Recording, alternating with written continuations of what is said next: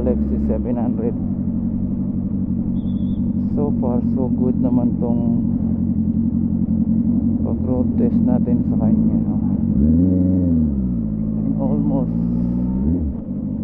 maganda kay LFC 700 because napaka safe,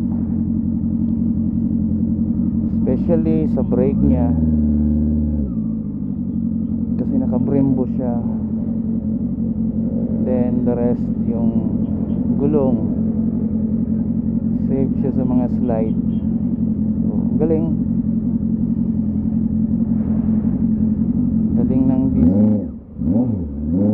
ng design ni Benda. Thank you Benda, napakaganda ng design. Of course maganda rin yung presyo, hindi naman sabihin natin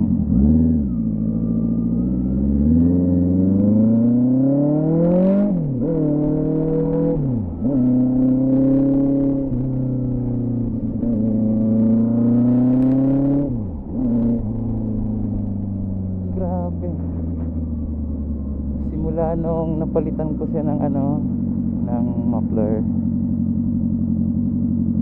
Grabe, sobrang aggressive niya ngayon. Hindi biro yung niya. Hindi biro yung takbo niya kasi almost kahit nasa 6 gear ka, Diyos ko Lord, sobrang aggressive niya pa rin.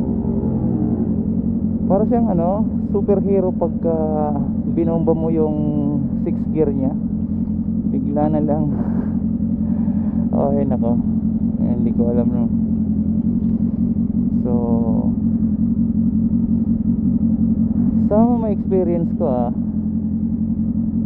ang 6 gear niya is sobrang lakas ng hatak. Ikaw na lang mismo matatakot kung gaano ka lakas humatak. So hindi naman sa totally matatakot kasi sobrang safety nitong motor na to dahil sa gulong niya sobrang laki. Then yung brake pad niya is Brembo. So safe talaga siya. Yan ang when it comes to speed, the best.